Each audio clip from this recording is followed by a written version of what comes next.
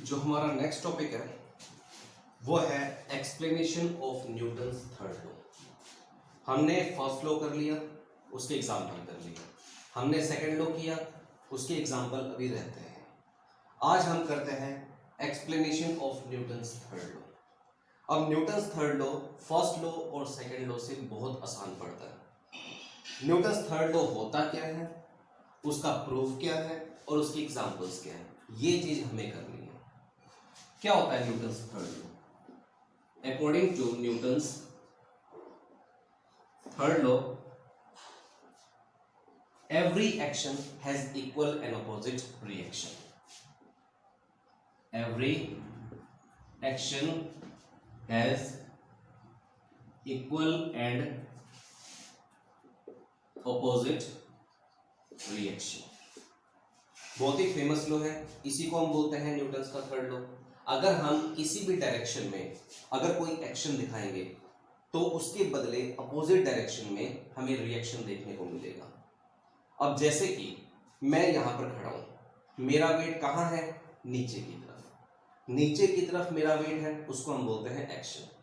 बदले में एक फोर्स ऊपर की तरफ लगती है और उस फोर्स को हम क्या बोलते हैं? रिएक्शन। ये जो रिएक्शन है ना, वो नीचे के एक्शन को हमेशा बैलेंस करता है। क्लियर है? अब यहां पर एक्शन और रिएक्शन, एक तो बात होती है एक्शन की, दूसरी बात होती है रिएक्शन की। ये दोनों ही फोर्सेस होती है, दोनों ही इक्वल लगती है और ऑपोजिट लगती है। ठीक है? अब यहां पे मैं एक डायग्राम बनाता हूं। अगर तुम्हें वो डायग्राम समझ में आ गया तो इसका मतलब वो प्रूफ भी समझ में आ जाएगा। ठीक है? यहां पे दो बॉडीज हैं, एक बॉडी को मैंने ए बोल दिया, दूसरी बॉडी को मैंने बी बोल दिया। ये दोनों ही बॉडीज अपोजिट डायरेक्शन में मूव कर रही है, ऐसे करके। इसका भी कोई ना कोई मास होगा, इसका भी कोई ना कोई मास होगा। ये बॉडी की कोई ना कोई इस तरफ वेलोसिटी होगी, इस बॉडी की भी कोई ना कोई इस तरफ वेलोसिटी होगी। मतलब इस बॉडी का मास है, वेलोसिटी है, तो इस बॉडी का क्या होगा? मोमेंटम। मानते हो इस बात को? अब ये बॉडी है, इसका भी मास है, इसकी भी वेलोसिटी है, तो इस बॉडी का भी क्या होगा? मोमेंटम। तो ये दोनों अपोजिट डायरेक्शन में जा रही है और कुछ देर के बाद यहां आके उन दोनों के बीच में टक्कर भी तो लगेगी ना। तो एक तो हम बात करते हैं टक्कर लगने से पहले और एक हम बात करेंगे टक्कर लगने के बाद। ठीक है? तो फिलहाल इन दोनों के बीच में कोई टक्कर नहीं लगी है। इसका एक इनिशियल मोमेंटम है, इसका भी एक इनिशियल मोमेंटम है। ठीक है? बिफोर कोलिजन, कोलिजन का मतलब होता है टक्कर लगने से पहले। पहली बॉडी का इनिशियल मोमेंटम है P1। P1 क्या है? इनिशियल मोमेंटम ऑफ बॉडी ए। ये जो बॉडी ए है इसका इनिशियल मोमेंटम। क्यों? क्योंकि इस बॉडी का कोई ना कोई मास होगा, इस बॉडी की कोई ना कोई इस तरफ वेलोसिटी होगी, तो इस बॉडी का कोई ना कोई मोमेंटम होगा। उस मोमेंटम को मैंने बोल दिया P1। क्लियर है? अब बात है बॉडी बी की। बॉडी बी का भी कोई ना कोई मास है, बॉडी बी की कोई ना कोई इस तरफ वेलोसिटी है, तो इसका मतलब बॉडी बी का कोई ना कोई मोमेंटम होगा। उसके मोमेंटम को मैंने बोल दिया P2। P2 का मतलब क्या है? Initial momentum of body B. Body B का इनिशियल मोमेंटम। ठीक है? यहां तक? अब कुछ देर के बाद यहां आके दोनों बॉडी एक दूसरे के साथ टक्कर मारेगी। अब वो टक्कर जब मारती है तो क्या होता है? ये मान लो बॉडी ए थी और यहां पर ये बॉडी बी है। ये बॉडी ए और बॉडी बी के बीच में टक्कर हो गई। अब होगा क्या? ये जो बॉडी ए है ये इस बॉडी बी के ऊपर फोर्स लगाएगी ना। इसको हम बोलते हैं एक्शन। जैसे ही दोनों बॉडीज के बीच में फोर्स लगती है, यानी दोनों ही बॉडीज एक दूसरे के साथ जब कोलाइड करते हैं, कोलिजन करते हैं, तो बॉडी ए बॉडी बी के ऊपर इस डायरेक्शन में फोर्स लगाती है और ऐसी फोर्स को हम क्या बोलते हैं? एक्शन। बदले में क्या करेगी दूसरी बॉडी? ये जो बॉडी बी है वो बॉडी ए के ऊपर इस डायरेक्शन में फोर्स लगाएगी। इस फोर्स को हम क्या बोलते हैं? रिएक्शन। पता चला? कोई भी दो बॉडी जब एक दूसरे के साथ टकराती है ना, पहली बॉडी दूसरी बॉडी के ऊपर फोर्स लगाती है बदले में दूसरी बॉडी पहली बॉडी के ऊपर फोर्स लगाएगी। इस फोर्स को हम बोलते हैं एक्शन, जो बॉडी ए बी के ऊपर लगा रही है। बदले में बॉडी बी बॉडी ए के ऊपर अपोजिट डायरेक्शन में रिएक्शन लगाएगी। ये भी फोर्स है, ये भी फोर्स है, दोनों फोर्स बराबर होते हैं, लेकिन दोनों ही फोर्स अपोजिट डायरेक्शन में होते हैं। तो एक्शन और रिएक्शन इक्वल भी होते हैं और अपोजिट डायरेक्शन में भी होते हैं। ठीक है बात। जब इनके बीच में कोलिजन होता है तो तुम बताओ, क्या दोनों बॉडीज की वेलोसिटी उतनी ही होगी जितनी पहले थी, या कम ज्यादा हो जाएगी? कम ज्यादा हो जाएगी। सोच के देखो, टकराने से पहले उन दोनों की वेलोसिटी ज्यादा थी, टकराने के बाद उनकी वेलोसिटी कुछ ना कुछ तो कम होगी। तो टकराने के बाद ये जो पहली बॉडी है, बॉडी ए, इसकी वेलोसिटी चेंज हो जाती है। टकराने के बाद बॉडी बी की भी वेलोसिटी चेंज हो जाती है, मतलब इसका मोमेंटम और इसका मोमेंटम दोनों का चेंज हो जाता है। ठीक है। तो अब आफ्टर कोलिजन की बात करेंगे। आफ्टर कोलिजन, इसको मैंने बोल दिया P1 डैश। P1 डैश का मतलब है पहली बॉडी का final momentum, final momentum of body A, body A का फाइनल मोमेंटम। और ये जो बॉडी बी है इसका भी तो कोई ना कोई फाइनल मोमेंटम होगा, उसके फाइनल मोमेंटम को मैंने क्या बोल दिया? P2 dash. P2 डैश क्या है? Final momentum of body B. तो यहां पे दो बॉडी है, एक तो टकराने से पहले दोनों का इनिशियल मोमेंटम होगा, पहली बॉडी का P1, दूसरी बॉडी का P2। एक टकराने के बाद दोनों का फाइनल मोमेंटम होगा, पहली बॉडी का P1 डैश, दूसरी बॉडी का P2 डैश। मोमेंटम चेंज हो रहा है, मोमेंटम डिपेंड करता है वेलोसिटी के ऊपर। टकराने से पहले दोनों बॉडीज की वेलोसिटी कुछ और थी, टकराने के बाद दोनों बॉडीज की वेलोसिटी कुछ और हो गई, वेलोसिटी चेंज हो गई टकराने के बाद, जिसके कारण उनका मोमेंटम भी चेंज होगा। क्लियर है? तो पहली बॉडी की हम बात करते हैं। पहली बॉडी का मोमेंटम कितना था पहले? P1, बाद में मोमेंटम कितना हो गया? P1 dash. तो चेंज हुआ, तो हम पहली बॉडी का चेंज इन मोमेंटम निकालते हैं। Change in momentum of body A. तो हम क्या करेंगे? फाइनल मोमेंटम में से इनिशियल मोमेंटम को माइनस कर देंगे, उसको मैंने बोल दिया डेल्टा P1। ये जो डेल्टा P1 है वो पहली बॉडी का चेंज इन मोमेंटम है। पहली बॉडी का इनिशियल मोमेंटम कितना था? P1। पहली बॉडी का फाइनल मोमेंटम कितना हो गया? P1 dash. तो चेंज हुआ, तो वो चेंज इन मोमेंटम को हमने किससे लिख दिया? डेल्टा P1 से। क्लियर है? उसी तरीके से दूसरी बॉडी है, दूसरी बॉडी का पहले मोमेंटम कितना था? P2, बाद में मोमेंटम कितना हो गया? P2 dash. चेंज हो गया ना, तो वो चेंज इन मोमेंटम कितना होगा? Change in momentum of body B, इसको मैंने लिख दिया डेल्टा P2। तो डेल्टा P1 क्या है? पहली बॉडी का change in momentum. Delta P2 क्या है? दूसरी बॉडी का चेंज इन मोमेंटम। पता चला? अब हम law of conservation of momentum की बात करेंगे, जो 9th क्लास में तुम पढ़ते हो। According to law of conservation of momentum, law of conservation of momentum क्या कहता है? एक बात तुमने 9th क्लास में पढ़ी है कि इनिशियल मोमेंटम और फाइनल मोमेंटम बराबर होता है। याद है ये चीज 9th क्लास वाले? Initial momentum is equal to final momentum. ठीक है? तो law of conservation of momentum कहता है कि इनिशियल मोमेंटम और फाइनल मोमेंटम बराबर है, तो इसका मतलब चेंज इन मोमेंटम तो हुआ ही नहीं। अगर इनिशियल मोमेंटम और फाइनल मोमेंटम बराबर है तो चेंज इन मोमेंटम कितना हुआ? 0। मानते हो इस बात को? चेंज तो हुआ ही नहीं। तो law of conservation of momentum क्या कहता है? Total change in momentum of both the body is equal to 0। Total change in the momentum of both the body is 0। इस रूल को हम बोलते हैं law of conservation of momentum.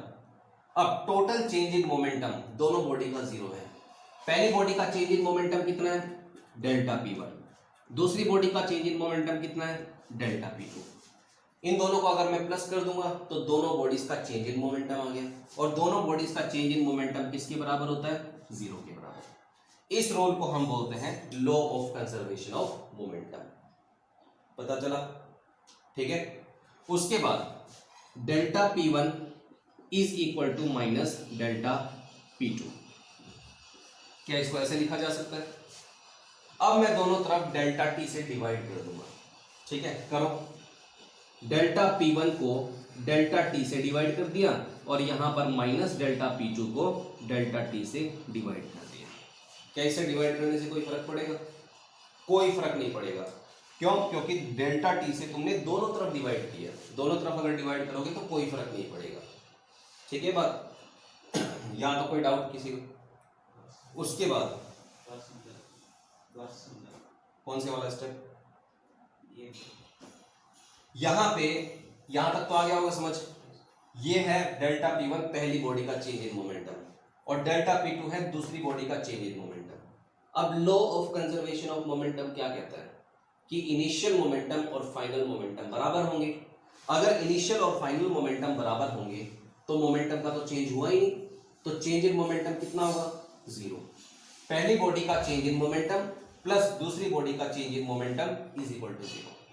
ये जो रूल लगाया ना मैंने, इस रूल को हम बोलते हैं law of conservation of momentum. तो यहां पर डेल्टा P1 की वैल्यू निकाल दो, ये उधर चला जाएगा माइनस डेल्टा P2। फिर यहां पर दोनों तरफ डेल्टा T से मैंने डिवाइड कर दिया, कोई फर्क नहीं पड़ेगा। Delta P1 by delta T is equal to minus delta P2 by delta T। Delta का मतलब मैंने बताया था चेंज। क्या हम डेल्टा की जगह पर D लिख सकते हैं? लिखा जा सकता है ना D। तो अब हम वो D लिखेंगे, लेकिन उससे पहले एक बार नोट करो।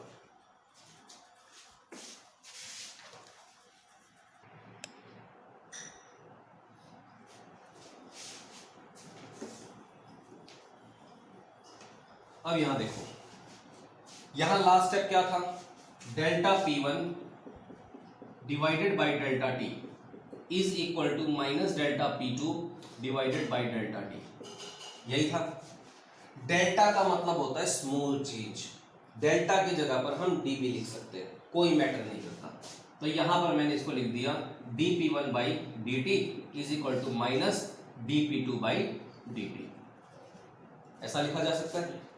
अब इससे हमें पता लगाना है कि न्यूटन्स थर्ड लॉ होता क्या है।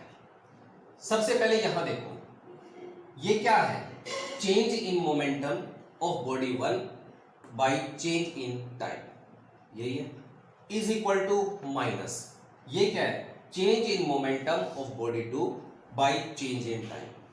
यहां पे सिर्फ इसको देखो, यहां पे किसका मोमेंटम चेंज हो रहा है, पहली बॉडी का या दूसरी बॉडी का? पहली बॉडी का। पहली बॉडी का मोमेंटम कब चेंज होगा, जब उसके ऊपर फोर्स लगेगी, लगेगी ना। तो पहली बॉडी के ऊपर फोर्स लग रही है, किसकी वजह से, दूसरी बॉडी की वजह से। अब यहां पे dP1 बाई dt को हम F लिख सकते हैं, क्योंकि कल मैंने तुम्हें एक रूल करवाया था F is equal to dP by dt। ये कौन सा लॉ होता है, फर्स्ट लॉ, सेकंड लॉ या थर्ड लॉ? Second law. तो dP बाई dt को हम फोर्स लिख सकते हैं, लिख सकते हैं ना। तो यहां पे मैंने dP बाई dt को फोर्स ही लिख दिया, लेकिन कौन सी फोर्स, यहां पे P1 क्या है, पहली बॉडी का मोमेंटम। तो पहली बॉडी का मोमेंटम चेंज हो रहा है। पहली बॉडी का मोमेंटम चेंज कब होगा, जब पहली बॉडी के ऊपर फोर्स लगेगी। तो पहली बॉडी के ऊपर फोर्स लग रही है, किसकी वजह से, दूसरी बॉडी की वजह से। तो इसलिए मैंने dP1 बाई dt को F12 लिख दिया, ठीक है, इज इक्वल टू, और ये माइनस पहले से था। अब बात है इसकी dP2 बाई dt, यानी यहां पे मोमेंटम किसका चेंज हो रहा है, दूसरी बॉडी का हो रहा है ना। दूसरी बॉडी का मोमेंटम चेंज कब होगा, जब दूसरी बॉडी के ऊपर फोर्स लगेगी। कितनी लगेगी, F। दूसरी बॉडी के ऊपर लगने वाली फोर्स किसकी वजह से, पहली बॉडी की वजह से, ठीक है। ये चीज आ गई, और इसी चीज को हम बोलते हैं न्यूटन्स थर्ड लॉ। F12 को हम FAB भी लिख सकते हैं, is equal to minus F21 को हम FBA भी लिख सकते हैं। FAB का मतलब होता है force on body A due to body B, और FBA का मतलब क्या है, force on body B due to body A body के ऊपर बी बॉडी की वजह से जितनी फोर्स लगेगी उतनी ही फोर्स बी बॉडी के ऊपर ए बॉडी की वजह से लगेगी, इक्वल भी होगी और माइनस साइन क्या दिखाएगा कि दोनों फोर्स ऑपोजिट भी होगी। इसको तो हम बोलते हैं एक्शन और इसको हम क्या बोलते हैं, रिएक्शन। एक्शन और रिएक्शन इक्वल भी होता है और ऑपोजिट भी होता है। क्या ये सारी बातें पता चली? कोई डाउट यहां तक? नोट करो इसको। उसके बाद है horse cart problem. Horse cart problem से पहले इसकी एग्जांपल्स करते हैं।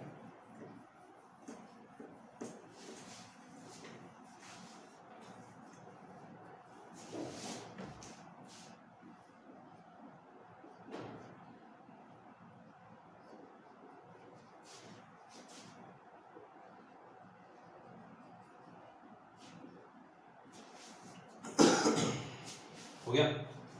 अब देखो, न्यूटन्स थर्ड लॉ हमने किया। न्यूटन्स थर्ड लॉ क्या कहता है?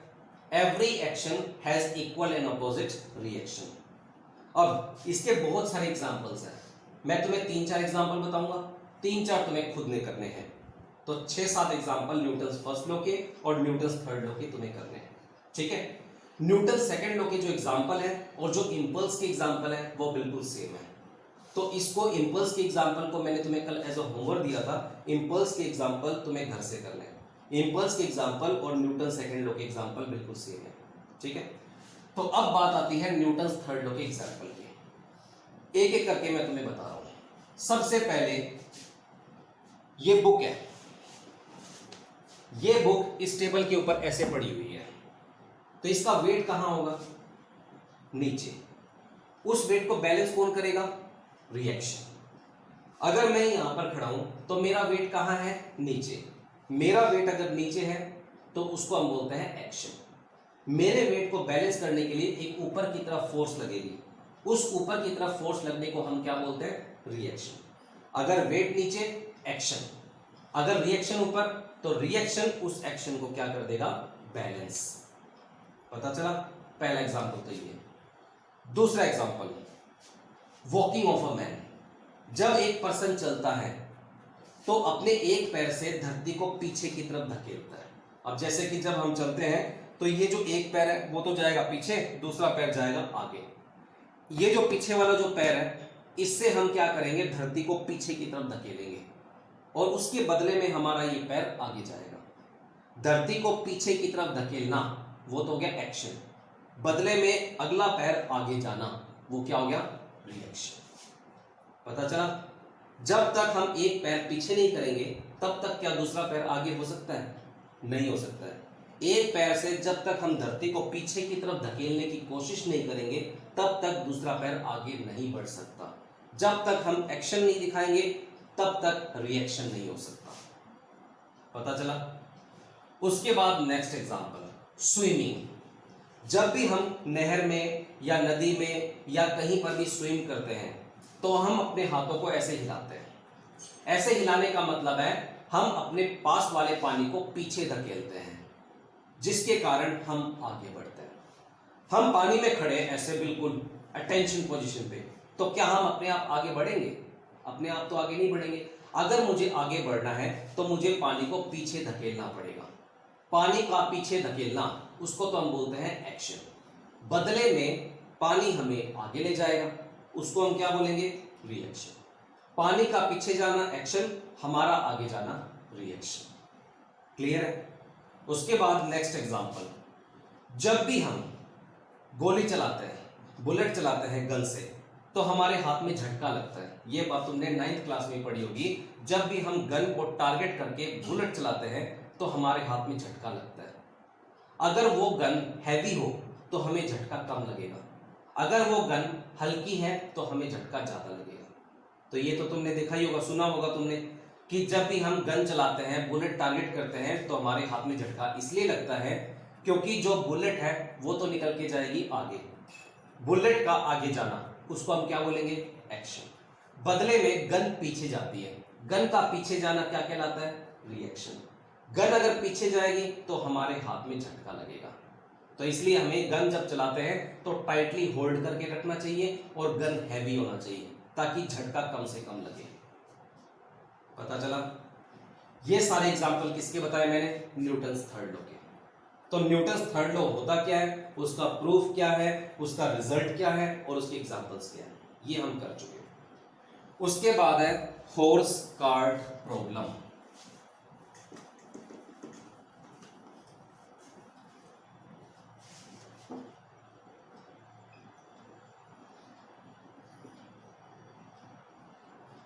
हॉर्स कार्ट प्रॉब्लम सिर्फ एक डायग्राम है, कोई टॉपिक नहीं है, सिर्फ ओनली एक डायग्राम। वो डायग्राम तुम्हें समझना है। घोड़ा गाड़ी तो देखी होगी, घोड़ा गाड़ी को ही हम बोलते हैं हॉर्स कार्ट। अब घोड़ा गाड़ी से रिलेटेड कौन कौन सी फोर्स लगती है, अब मैं तुम्हें वो बताऊंगा, ठीक है। अब मान लो ये धरती है, इस धरती के ऊपर यहां पर तो एक कार्ट है, कार्ट का मतलब है गाड़ी। एक तो होता है घोड़ा और एक होता है उसके पीछे गाड़ी, घोड़ा और गाड़ी का कॉम्बिनेशन है, ठीक है। तो ये है गाड़ी, यहां पे टायर लगे हुए हैं और ये है रस्सी और यहां पर बंधा हुआ है घोड़ा। ये जो मैंने सर्कल बनाया है ना, इसको हम हॉर्स बोलते हैं, ठीक है। और ये जो गाड़ी है इसको हम ट्रॉली भी बोल सकते हैं, ट्रॉली हॉर्स प्रॉब्लम भी बोल सकते हैं। अब हमें इसमें यह सीखना है कि जब ये घोड़ा आगे बढ़ता है तो इस पूरे सिस्टम के ऊपर कौन कौन सी फोर्स काम करती है, हमें वो देखना है, ठीक है। सबसे पहले इसके तीन पार्ट है, एक तो है ट्रॉली पहला, और दूसरी है ये रस्सी, और तीसरा है ये घोड़ा। ट्रॉली के ऊपर भी फोर्स लगेगी, रस्सी के ऊपर भी फोर्स लगेगी और घोड़ा तो फोर्स लगाएगा ही लगाएगा। अब घोड़ा भी तो इंसानों की तरह चलता है, जैसे कि मैं हूं, मैं कैसे चलूंगा, एक पैर पीछे एक पैर आगे, पीछे वाले पैर से हम धरती को धकेलेंगे जिसको हम क्या बोलते हैं, एक्शन। बदले में हमारा ये पैर आगे बढ़ेगा जिसको हम क्या बोलेंगे, रिएक्शन। मानते हो इस बात को? अब यहां पे होगा क्या, सबसे पहले हम इस गाड़ी की बात करते हैं, ट्रॉली की बात करते हैं। ये ट्रॉली का कोई ना कोई वेट होता है, वेट कहां एक्ट करेगा, नीचे, यानी जिस भी बॉडी का वेट है वो हमेशा mg नीचे ही एक्ट करेगा, W is equal to mg होता है, ठीक है। अब इस वेट को बैलेंस कौन करेगा, नॉर्मल रिएक्शन, ठीक है। चलो ये ट्रॉली का तो काम हो गया पूरा कि एक्शन नीचे रिएक्शन ऊपर, खत्म। अब बात है रस्सी की। एक बात मैं तुम्हें बता दूं, इस दुनिया में रस्सी अलग चीज होती है और रस्सी के अलावा बाकी सारी चीजें अलग होती हैं। अब जैसे कि बोर्ड है, बोर्ड के ऊपर मैंने फोर्स लगानी स्टार्ट कर दी अपने हाथ से ऐसे, तो ये जो फोर्स मैं लगा रहा हूं ना, इस फोर्स को हम बोलते हैं थ्रस्ट, THRUST, थ्रस्ट। लेकिन अगर मैं यही फोर्स अगर रस्सी के अंदर लगा रहा होता तो उसको थ्रस्ट नहीं बोलते, उसको हम बोलते हैं टेंशन। क्या बोलते हैं, टेंशन। मान लो हमारे पास एक रस्सी है, ये रस्सी है, ठीक है, ये क्या नाम है, कपड़ा नहीं है, रस्सी है। अगर मैं इस रस्सी को अगर ऐसे खींच दूं तो तुम बताओ क्या इस रस्सी के अंदर एक खिंचाव पैदा हो रहा है या नहीं हो रहा, हो रहा है ना। इसी खिंचाव को हम फोर्स बोलते हैं और रस्सी के अंदर खिंचाव को हम बोलते हैं टेंशन। क्या बोलते हैं, टेंशन। तो टेंशन वो नहीं है जो दिमाग में होती है, टेंशन एक फोर्स होती है जो रस्सी के ऊपर, धागे के ऊपर, इसके ऊपर लगती होती है। तो दो वर्ड्स होते हैं, एक होता है थ्रस्ट, एक होता है टेंशन। थ्रस्ट इस दुनिया में किसी भी बॉडी के ऊपर लगने वाली परपेंडिकुलर फोर्स होती है, लेकिन टेंशन क्या होती है, रस्सी के अंदर जो खिंचाव होता है ना, उसको हम क्या बोलते हैं, टेंशन। याद रख लोगे। अब यहां पे होता क्या है, ये जो ट्रॉली है ये तो दो फोर्सेस के साथ बैलेंस हो गई, नीचे ट्रॉली का वेट, ऊपर ट्रॉली का रिएक्शन, चलो बैलेंस हो गई। अब बात है इस घोड़े की। अब ये जो घोड़ा है, इसका जो पीछे का जो पैर है वो पीछे जाएगा और आगे का जो पैर है वो आगे जाएगा। जैसे नॉर्मली हम चलते हैं, अगर हम एक पैर से धरती नहीं धकेलेंगे पीछे की तरफ, तब तक आगे वाला पैर आगे नहीं बढ़ेगा। मानते हो इस बात को? तो एक पैर से ये घोड़ा फोर्स लगाता है F, किसके ऊपर, धरती के ऊपर। अगर वो F फोर्स नहीं लगाएगा तो क्या ये घोड़ा आगे बढ़ेगा, नहीं बढ़ेगा। अब ये जो फोर्स है वो इसके अपोजिट में एक रिएक्शन होता है, इस रिएक्शन को हम क्या बोलते हैं, नॉर्मल रिएक्शन, ठीक है। जो इस फोर्स को बैलेंस करता है। अगर यहां पे फोर्स लग रही है तो वो बंदा आगे भी तो बढ़ेगा, पीछे की तरफ फोर्स लगना एक्शन, बंदा का आगे जाना रिएक्शन। अगर मैं हूं, मैंने पीछे की तरफ एक पैर से फोर्स लगाई, बदले में मैं आगे भी तो बढ़ा, इससे फोर्स लगाना एक्शन, बदले में मेरा आगे बढ़ना रिएक्शन। क्लियर है सारी बातें? अब यहां पे ये जो चीज है इसको आगे तक बढ़ा दो ऐसे, यहां पे एक एंगल बन जाएगा, इस एंगल को मैंने क्या बोल दिया? थीटा। ठीक है, अब बात है इस रस्सी की। रस्सी के अंदर तो खिंचाव आएगा ही आएगा, क्योंकि जो ट्रॉली है और जो घोड़ा है वो दोनों बंधे हुए हैं। घोड़ा आगे जा रहा है, ट्रॉली भी आगे जा रही है, लेकिन ये जो रस्सी है उसके अंदर खिंचाव पैदा होगा। उस खिंचाव को हम क्या बोलते हैं? टेंशन। तो यहां पे एक तो खिंचाव इस तरफ होगा, एक खिंचाव इस तरफ होगा, क्योंकि मैंने तुम्हें अभी बताया कि अगर ये धागा है, इस हाथ से तो मैं इसको पकड़ के ऐसे खींच रहा हूं और इस हाथ से मैं इसको पकड़ के ऐसे खींच रहा हूं, अपोजिट डायरेक्शन में फोर्स लगा रहा हूं ना, तभी तो इस रस्सी के अंदर क्या आ रहा है? टेंशन आ रहा है। तो एक फोर्स ऐसे और एक फोर्स ऐसे, तभी रस्सी के अंदर टेंशन आएगा। ठीक है, तो अब यहां पे ये देखो कि एक तो टेंशन लग रही है यहां पे इस तरफ और एक टेंशन लग रही है यहां पे इस तरफ, ये दोनों टेंशन एक दूसरे को बैलेंस कर रही है, तभी रस्सी के अंदर एक खिंचाव पैदा हो रहा है। ठीक है बात? उसके बाद आगे की चीज बताने से पहले तुम्हें वेक्टर के बारे में एक चीज पता होनी चाहिए, ध्यान से देखना, अलग से बता रहा हूं। मान लो ये आर है जिसको हम रिएक्शन बोलते हैं, अगर वो रिएक्शन इसके साथ थीटा एंगल बना रहा है तो हम इस रिएक्शन को दो भागों में तोड़ सकते हैं। ऐसा तुमने वेक्टर्स के अंदर वीडियो में देखा होगा। ये जो रिएक्शन है वो इसके साथ थीटा एंगल अगर बना रहा है तो हम इस रिएक्शन को दो भागों में तोड़ सकते हैं। एक तो ये हो जाएगा आर कोस थीटा, एक इसका परपेंडिकुलर ये हो जाएगा आर साइन थीटा, ऐसा लिखा जा सकता है। ठीक है, तो कोई भी रिएक्शन या कोई भी फोर्स अगर बेस के साथ थीटा एंगल बनाती है तो उस फोर्स को हम दो भागों में तोड़ सकते हैं। एक तो हो जाएगा आर कोस थीटा, एक क्या हो जाएगा? R sine theta. यहां पर भी वही चीज है, ये बेस है, ये रिएक्शन है, ये रिएक्शन इस बेस के साथ थीटा एंगल बना रहा है तो हम इसको भी तोड़ सकते हैं। ये तो हो जाएगा आर कोस थीटा और इसका परपेंडिकुलर क्या हो जाएगा? R sine theta. पता चला? हमने बस इसको तोड़ दिया, आर को तोड़ दिया इस रूल के हिसाब से। अब बात बची घोड़े के वेट की। घोड़े का वेट कहां होता है? नीचे। घोड़े का वेट हमेशा नीचे होगा, ऐसे। ठीक है, अब हम सारी बातों को देखते हैं। मैंने इस पूरे सिस्टम के तीन पार्ट किए थे, एक तो ट्रॉली और एक ये रस्सी और एक ये घोड़ा। क्या ट्रॉली बैलेंस्ड है? एक्शन और रिएक्शन से बैलेंस्ड है। क्या रस्सी बैलेंस्ड है? एक टेंशन इस तरफ लग रही है, दूसरी टेंशन इस तरफ लग रही है, बैलेंस्ड है। अब ये जो घोड़ा है इसका जो नीचे का वेट है, क्या ऊपर की तरफ आर साइन थीटा से बैलेंस हो रहा है? हो रहा है। अब नेट फोर्स यहां पे लग रही है आगे की तरफ, ये जो फोर्स लग रही है आर कोस थीटा, क्या उसको कोई बैलेंस कर रहा है? उसको कोई बैलेंस नहीं कर रहा। ट्रॉली का वेट रिएक्शन से बैलेंस हो गया, रस्सी के अंदर ये वाली टेंशन इस वाली टेंशन से बैलेंस हो गई, घोड़े का जो वेट है वो आर साइन थीटा से बैलेंस हो गया। लेकिन ये जो कंपोनेंट बच गया ना आर कोस थीटा, ये किसी से बैलेंस नहीं हो रहा। अगर ये भी किसी से बैलेंस हो जाए तो घोड़ा कभी आगे ही मूव नहीं कर सकता। घोड़ा आगे मूव कर रहा है कौन सी फोर्स की वजह से? आर कोस थीटा की वजह से। ठीक है, तो नेट फोर्स फॉरवर्ड की तरफ कितनी लग रही है? नेट फोर्स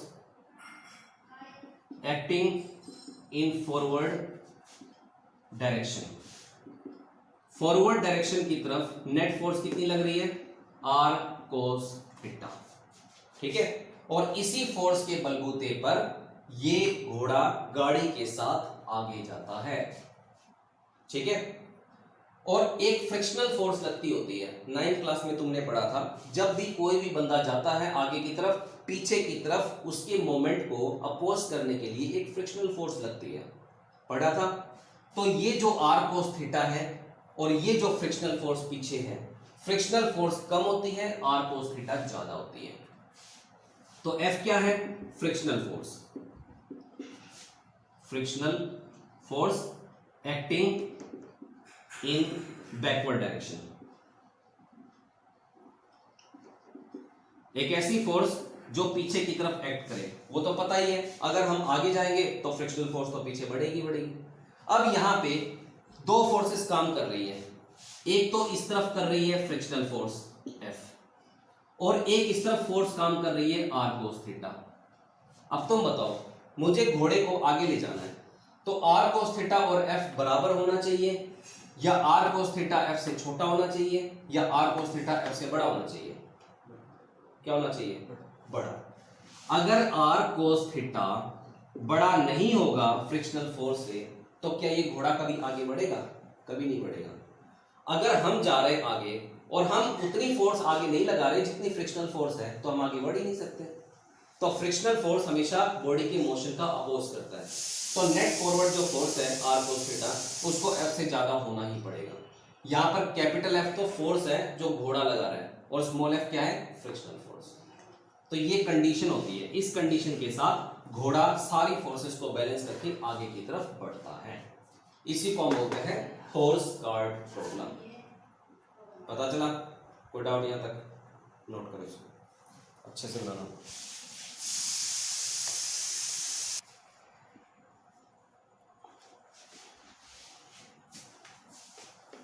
उसके बाद है लिफ्ट वाली बात।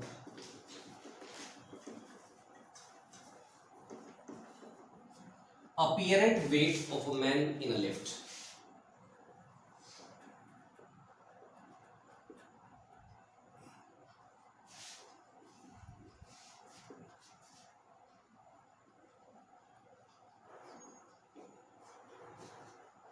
कभी लिफ्ट में चढ़े हो? चढ़े हो? एक चीज तुमने देखी होगी कि जब हम लिफ्ट से ऊपर जाते हैं तो हम अपने शरीर के अंदर भारीपन लगता है, देखा होगा। लेकिन जब हम उसी लिफ्ट से नीचे की तरफ आते हैं तो हमें अपने शरीर के अंदर एक हल्कापन लगता है। कभी ऐसे वाले झूले के अंदर चढ़े हो? सर्कल वाले। उस सर्कल वाले झूले की खास बात होती है कि जब हम उसके ऊपर शुरुआत में चढ़ते हैं, धीरे धीरे करके ऊपर जाते हैं ना, तो हमारे पेट में ऐसा लगता है जैसे कि बहुत ज्यादा वजन बढ़ गया हो। हमें एक ही दम अपने शरीर में भारीपन महसूस होगा। और वही झूला जब हम ऊपर जाके नीचे की तरफ आते हैं तो हमें अपने शरीर के अंदर हल्कापन महसूस होता है। वही बात लिफ्ट के साथ है। लिफ्ट के अंदर एंटर करो, लिफ्ट को ऊपर ले जाओ, हमें अपने शरीर के अंदर भारीपन महसूस होगा। लिफ्ट नीचे लेके आओ, तो जब तुम लिफ्ट को नीचे लेके आओगे तो तुम्हें अपने शरीर के अंदर एक हल्कापन महसूस होगा। भारीपन महसूस होना मतलब जैसे कि वेट बढ़ गया हो, हल्कापन महसूस होना मतलब जैसे कि वेट घट गया हो। जो वेट हमें महसूस होता है ना लिफ्ट के अंदर, उस वेट को हम बोलते हैं अपीयरेंट वेट। एक होता है एक्चुअल वेट, जो हमारा वेट है वो है, लेकिन एक होता है वो वेट जो हम महसूस करते हैं लिफ्ट के अंदर, हल्कापन, भारीपन, उसको हम बोलते हैं अपीयरेंट वेट। और अपीयरेंट वेट को हम आर से लिखते हैं। आर वैसे तो नॉर्मल रिएक्शन होता है, लेकिन यहां पे अपीयरेंट वेट का मतलब होगा आर। ठीक है, पता चला? तो अब हम अलग अलग सिचुएशंस लगाएंगे कि जब लिफ्ट रेस्ट पे हो तो हमारा अपीयरेंट वेट कितना होगा, जब लिफ्ट ऊपर जा रही हो तो अपीयरेंट वेट कितना हो गया, जब लिफ्ट नीचे आ रही हो तो अपीयरेंट वेट कितना होगा, जब लिफ्ट एकदम टूट के नीचे आ गई हो तो उस टाइम अपीयरेंट वेट कितना होगा। मतलब हम अलग अलग सिचुएशन में हमारा वेट यानी अपीयरेंट वेट हम निकालेंगे। और दोबारा बता देता हूं, अपीयरेंट वेट वो वेट होता है जो हमें महसूस होता है। जो एक्चुअल वेट होता है वो तो हमारा है ही है, जो है, हम उसकी बात ही नहीं करेंगे। अपीयरेंट वेट वो वेट है जो हम लिफ्ट के अंदर महसूस करते हैं, कभी हल्कापन, कभी भारीपन, कभी कुछ कभी कुछ। ठीक है, तो यहां पे सिचुएशंस हैं। तो सबसे पहली सिचुएशन है कि अगर हम लिफ्ट में खड़े हैं और लिफ्ट रेस्ट पे है, ना ऊपर जा रही है ना नीचे आ रही है। When the person is in lift and the lift is at rest.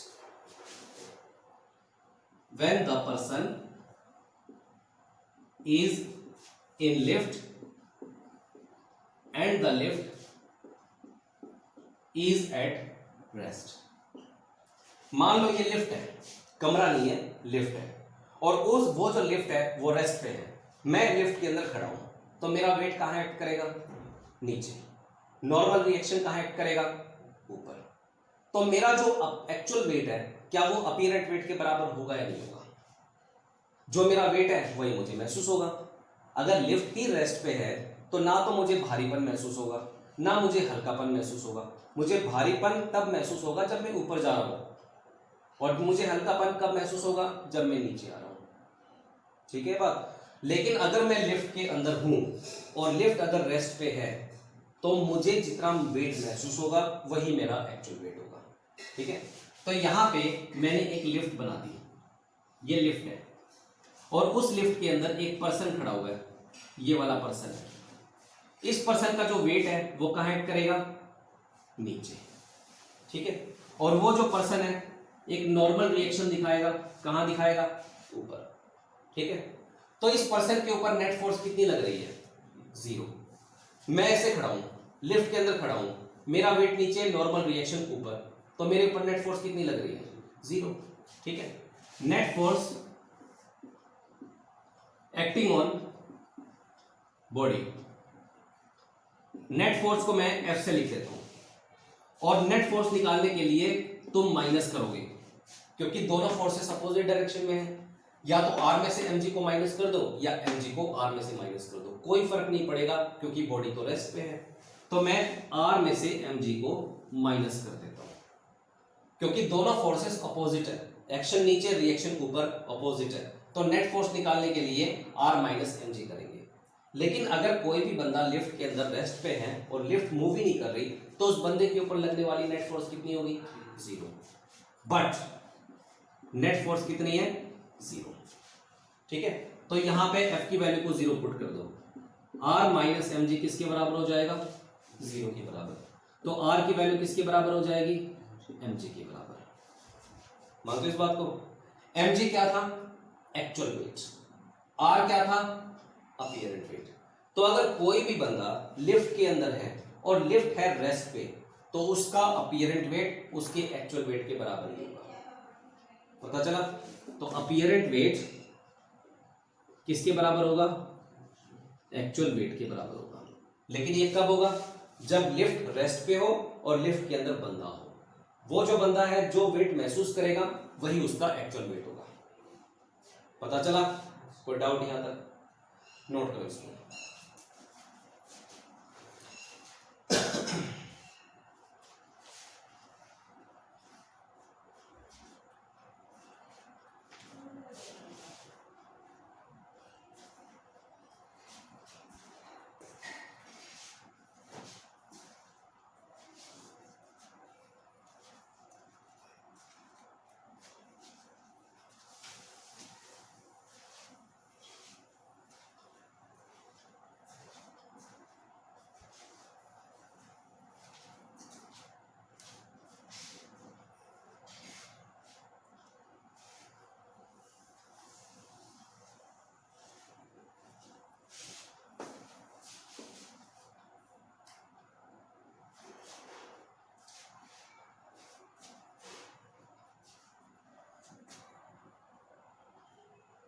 हो गया?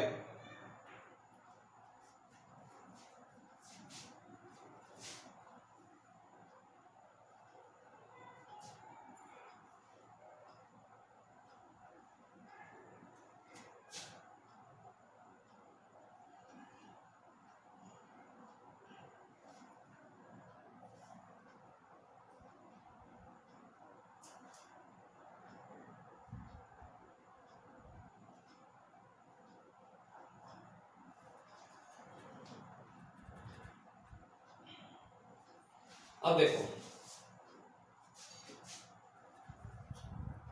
Next situation, when the person is in lift and the lift is moving upward uniformly, and the lift is moving upward uniformly। एक person अब lift में है और lift ऊपर जा रहा है, वो भी किससे? यूनिफॉर्मली मोशन से। अब तुम बताओ, अगर कोई भी लिफ्ट ऊपर की तरफ जा रही है वो भी यूनिफॉर्म मोशन में, तो इसका मतलब उसकी वेलोसिटी चेंज होगी कि होगी या नहीं होगी? यूनिफॉर्म मोशन में जा रही है, नहीं होगी। तो वही बात है लिफ्ट के साथ, जो ये लिफ्ट है उसके अंदर पर्सन है और वो जो लिफ्ट है वो यूनिफॉर्मली ऊपर जा रही है। यूनिफॉर्मली ऊपर जाने का मतलब है यूनिफॉर्म मोशन। यूनिफॉर्म मोशन के अंदर वेलोसिटी चेंज होती है या नहीं होती? नहीं होती। अगर वेलोसिटी चेंज नहीं होती क्या एक्सेलरेशन आएगा? आएगा क्या? नहीं आएगा। तो यूनिफॉर्मली मोशन के अंदर एक्सेलरेशन की वैल्यू कितनी होती है? 0। पता चला सारी बात का। तो यहां पे ऊपर की तरफ जा रही है, तो हम अब नेट फोर्स निकालेंगे कि इस पर्सन के ऊपर नेट फोर्स कितनी लग रही है। तो हम r में से mg को माइनस करेंगे अब की बार, r माइनस mg। क्यों? क्योंकि बॉडी ऊपर जा रही है, तो r माइनस mg। अगर बॉडी नीचे आ रही होती है ना तो mg में से r को माइनस करते हैं। तो इस बॉडी के ऊपर लगने वाली नेट फोर्स को मैंने f बोल दिया और वो है r माइनस mg। अब यहां पे नेट फोर्स का फॉर्मूला होता है F is equal to ma होता है, न्यूटन का सेकंड लॉ तो होता ही। तो यहां पे मैंने क्या किया, F is equal to ma रख दिया। ठीक है, कोई डाउट नहीं होता। लेकिन a की वैल्यू कितनी है? a की वैल्यू कितनी है? 0।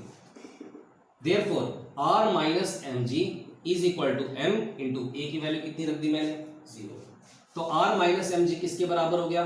0 के बराबर। तो r किसके बराबर हो गया? mg के बराबर।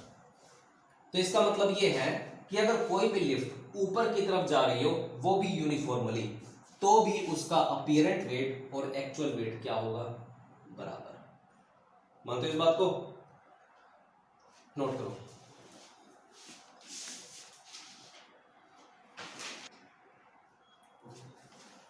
उसके बाद है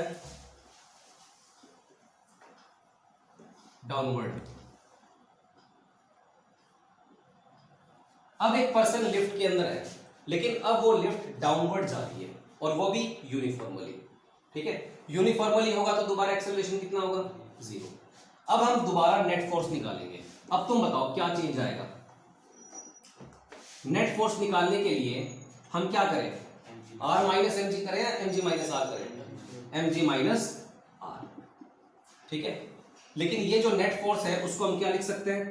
ma is equal to mg minus r। ठीक है, a की वैल्यू कितनी है? 0। तो a की वैल्यू को यहां पे 0 पुट कर दो, mg minus r। m into 0 0, 0 is equal to mg minus r। तो यहां से r किसके बराबर आ गया? mg के। इस सिचुएशन में भी एक्चुअल वेट और अपीयरेंट वेट दोनों क्या होंगे? बराबर। तो चाहे लिफ्ट रेस्ट पे हो तो भी उसके अंदर पर्सन का एक्चुअल वेट और अपीयरेंट वेट बराबर होता है। अगर लिफ्ट यूनिफॉर्म मोशन में ऊपर जा रही हो तो भी एक्चुअल वेट और अपीयरेंट वेट बराबर होता है। अगर यूनिफॉर्म मोशन में लिफ्ट नीचे आ रही हो तो भी उसके अंदर पर्सन का एक्चुअल वेट और अपीयरेंट वेट बराबर होगा। मानते हो? अब हम क्या करेंगे नेक्स्ट सिचुएशन में? अब हम बॉडी को ऊपर लेके जाएंगे, लेकिन यूनिफॉर्मली नहीं, किसी ना किसी एक्सेलरेशन के साथ। फिर हम देखेंगे कि उस टाइम पर्सन का अपीयरेंट वेट होता कितना है। ठीक है, नोट करो इसको। ये सिचुएशन नंबर 3 थी।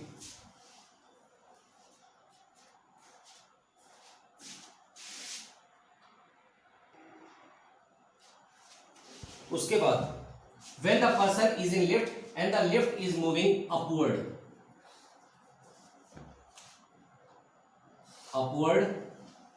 with some acceleration। अब लिफ्ट ऊपर जा रही है किसी ना किसी एक्सेलरेशन के साथ। ठीक है, अब यहां पे लिफ्ट ऊपर जा रही है तो नेट फोर्स हम कैसे निकालेंगे बॉडी के ऊपर? बताओ, नेट फोर्स कितनी होगी? r माइनस mg या mg minus r? r minus mg। ठीक है, f को हम क्या लिख सकते हैं? ma। But f is equal to ma, तो यहां रख दो r minus mg is equal to ma। क्या अब a की वैल्यू 0 होगी? नहीं होगी, क्योंकि किसी ना किसी एक्सेलरेशन के साथ ही बॉडी ऊपर जा रही है। यहां से r की वैल्यू निकाल लो, mg प्लस ma, या फिर यहां से m को कॉमन ले लो, r is equal to m g plus a। पहले तो क्या था, R is equal to M G था, यानी पहले एम ए नाम की कोई चीज नहीं थी, अपीयरेंट वेट और एक्चुअल वेट बराबर थे। लेकिन अब एक्चुअल वेट के अंदर कुछ जुड़ रहा है, तो अपीयरेंट वेट अब की बार कुछ ना कुछ बढ़ गया, यानी अपीयरेंट वेट जो है वो ग्रेटर देन हो गया एक्चुअल वेट से। अपीयरेंट वेट, इसका मतलब है जब ये हम किसी एक्सेलरेशन के साथ ऊपर जाते हैं ना, तो हमें अंदर ही अंदर भारीपन महसूस होता है। वो भारीपन महसूस क्यों होता है? क्योंकि उस टाइम जो हमारा एक्चुअल वेट है उसके साथ एक चीज जुड़ जाती है। कौन सी चीज? MA, और जो हमें अपीयरेंट वेट देती है। तो अपीयरेंट वेट के अंदर एक्चुअल वेट के अंदर कुछ ना कुछ जुड़ जाता है, जिसके कारण हमें भारीपन महसूस होता है। तो इसलिए अगर हम किसी भी लिफ्ट को ए एक्सेलरेशन के साथ ऊपर लेके जाएंगे तो हमारे अंदर एक भारीपन महसूस होगा। वो भारीपन महसूस क्यों होगा? क्योंकि एक्चुअल वेट के अंदर कुछ ना कुछ जुड़ रहा है, इसके कारण हमारा जो अपीयरेंट वेट है वो एक्चुअल वेट से ज्यादा हो जाएगा, इसलिए हमें अंदर ही अंदर भारीपन महसूस होता है। क्लियर है? नोट करो।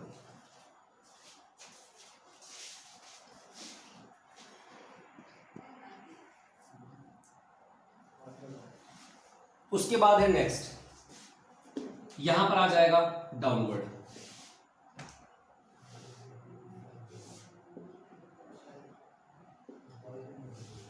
When the person is in lift and the lift is moving downward with some acceleration, अब लिफ्ट नीचे आ रही है किसी ना किसी एक्सेलरेशन के साथ, तो यहां पे चीजें बदल जाएंगी। नेट फोर्स निकालने के लिए हम क्या करेंगे? R माइनस एम जी या एम जी माइनस आर? एम जी माइनस आर, यही होगा। लेकिन F की वैल्यू किसके बराबर होती है? एम ए के बराबर होती है, तो यहां पर पुट कर दो M A is equal to M G minus R. यहां से R की वैल्यू निकाल लो, R की वैल्यू किसके बराबर होगी? M ji minus M A. यहां से M कॉमन आ सकता है, अंदर क्या बचेगा? G माइनस ए। R का मतलब तो होता है अपीयरेंट वेट, mg का मतलब होता है एक्चुअल वेट, और ma एक अलग से फैक्टर है। जब भी हम ऊपर से नीचे लिफ्ट के अंदर आते हैं ए एक्सेलरेशन के साथ, तो हमें शरीर के अंदर हल्कापन महसूस होता है। वो हल्कापन महसूस क्यों होता है? क्योंकि जो हमारा जो एक्चुअल वेट है उसके अंदर से कुछ ना कुछ माइनस हो रहा है, इसलिए जो चीज हमें अपीयर होती है वो थोड़ी सी हल्की होती है। तो यहां पे जो अपीयरेंट वेट है वो लेस देन होता है किसके? एक्चुअल वेट के। वो लेस देन क्यों होता है? क्योंकि हमारे एक्चुअल वेट में से कुछ ना कुछ घट रहा है। जब भी लिफ्ट ऊपर जा रही थी ए एक्सेलरेशन के साथ तो कुछ जुड़ रहा था, इसलिए हमें भारीपन लग रहा था।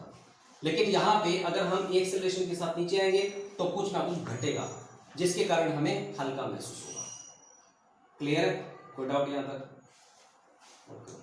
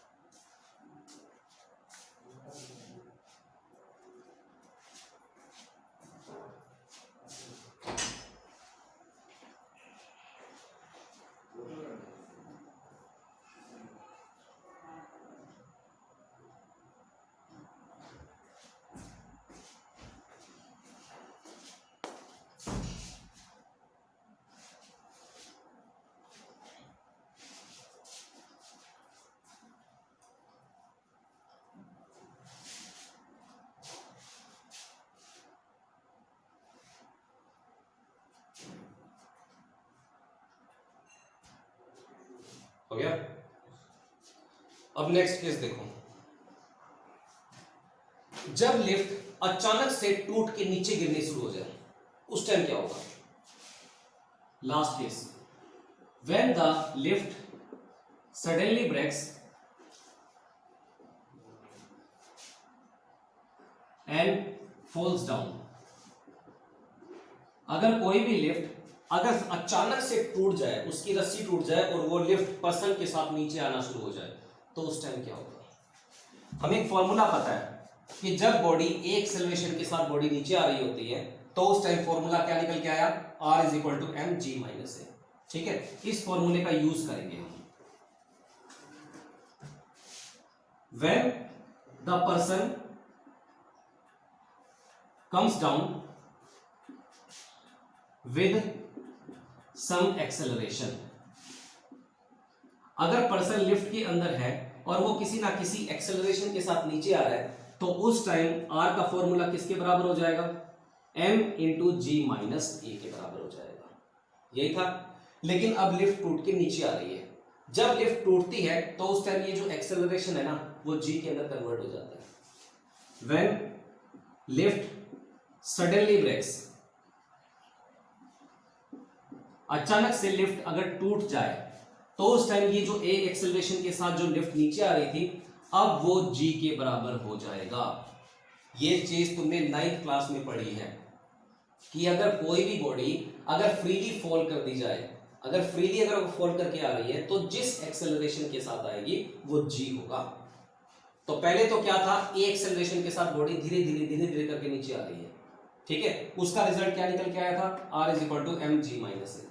लेकिन अब लिफ्ट टूट गई और अचानक से नीचे आ रही है, तो उस टाइम ए की वैल्यू ए नहीं रहेगी। ए की वैल्यू किसके बराबर हो जाएगी? जी के बराबर। ठीक है, तो यहां ए की जगह पे जी रख दो। R is equal to M G minus g. तो आर की वैल्यू किसके बराबर आ गई? 0 के बराबर। आर की वैल्यू 0 होने का मतलब पर्सन का अपीयरेंट वेट 0 है, यानी पर्सन का अपीयरेंट वेट कितना है? 0। अगर पर्सन का अपीयरेंट वेट 0 है तो ऐसा लगेगा लिफ्ट के अंदर उसको जैसे कि उसके अंदर कोई वेट ही नहीं है, और इस कंडीशन को हम बोलते हैं वेटलेसनेस। क्या बोलते हैं? वेटलेसनेस।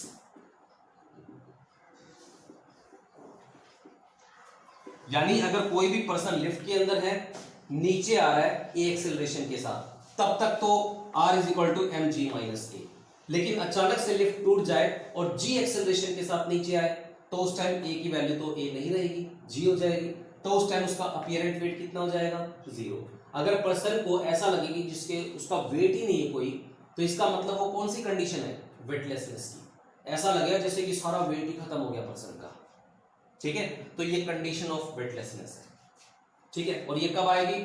जब लिफ्ट टूट के नीचे गिरेगी, इससे पहले नहीं। ठीक है, तो ये सारे जितने भी केसेस थे 6-7, वो apparent weight of the man in the lift के थे।